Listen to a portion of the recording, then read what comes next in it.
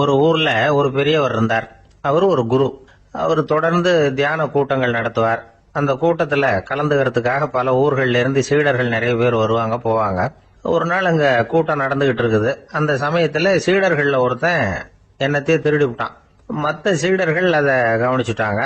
இவன் ஆப்பிட்டுக்கிட்டான். கூட்டம் முடிஞ்ச பிற்பாடு இவன் திருடின விஷயத்த அந்த பெரியவர்கிட்ட போய் சொன்னாங்களாம். அவர் கவனத்துக்கு கொண்டுகிட்டு போனாங்க. ஆனா அவர் இத காதலியே போட்டுக்கல, கண்டுக்கவே இல்லை. போய் சொன்ன சீடர்களுக்கெல்லாம் ஏமாத்தமா போயிட்டுது. என்ன இது, இவ்வளவு தூரம் நாம கண்டுபிடிச்சு போய் சொல்றோம், அவரு கண்டுக்கவே மாட்டேங்கிறாரே அப்படின்னு ஒரு மாதிரி ஆயிட்டாங்க. இருந்தாலும் அதை பத்தி ஒண்ணுமே சொல்லிக்கல, பேசாம இருந்துட்டாங்க. கொஞ்ச நாள் ஆச்சு. அதே ஆளு மறுபடியும் ஒரு திருட்டுல மாட்டிக்கிட்டான்.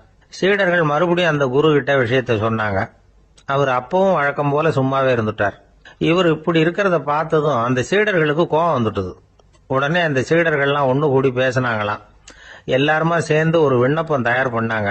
அதை குருநாதர்கிட்ட கொண்டுட்டு போய் கொடுத்தாங்க. அந்த விண்ணப்பத்துல இவங்க என்ன எழுதியிருக்கிறாங்க தெரியுமா? குருநாதர் அவர்களே, உடனே திருடனவன் மீது சட்ட நடவடிக்கை எடுக்கணும். நீங்க அப்படி அவனை இங்க சேர்க்கப்படாது.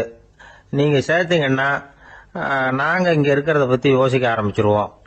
அவனை இந்த மடத்தை விட்டே துரத்தி பண்ணணும். நீங்க அவனை வெளியில அனுப்புங்க, இல்லைன்னா நாங்க அத்தனை பேரும் வெளியில போயிடுறோம். இப்படிதான் அந்த விண்ணப்பத்துல எழுதியிருக்கிறாங்க. குரு அந்த விண்ணப்பத்தை வாங்கி படிச்சு பார்த்தார். அதுக்கப்புறம் அதை எழுதின அத்தனை பேரையும் கூப்பிட்டாரு. எல்லாரும் இப்படி வாங்கன்னாரு. வந்தாங்க. இப்படி என் எதிரில் உட்காருங்கன்னார். உட்கார்ந்தாங்க.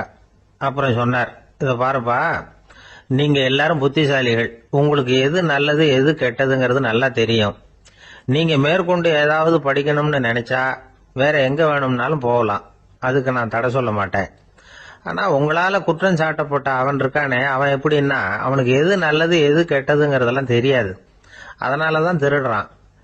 நீங்க சொல்றது மாதிரி அவனை அடிச்சு துரத்தி விடுறோம்னு வச்சுங்க, அவனுக்கு எப்படி நல்லது கெட்டது தெரியும்?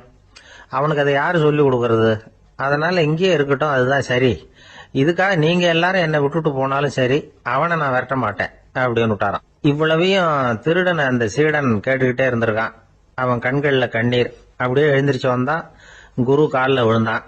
அவன் கண்ணீர்ல அவனது தீமை கழுவப்பட்டது அப்படிம்பாங்க. அதாவது சீடர்களுக்கு அந்த குருவோட பெருமை அப்பதான் புரிஞ்சுதான். தென்கட்சி கோ சாமிநாதன் ஐயா அவர்களின் இன்று ஒரு தகவல் நகைச்சுவை கதைகளை கேட்டு ரசித்தமைக்கு நன்றி.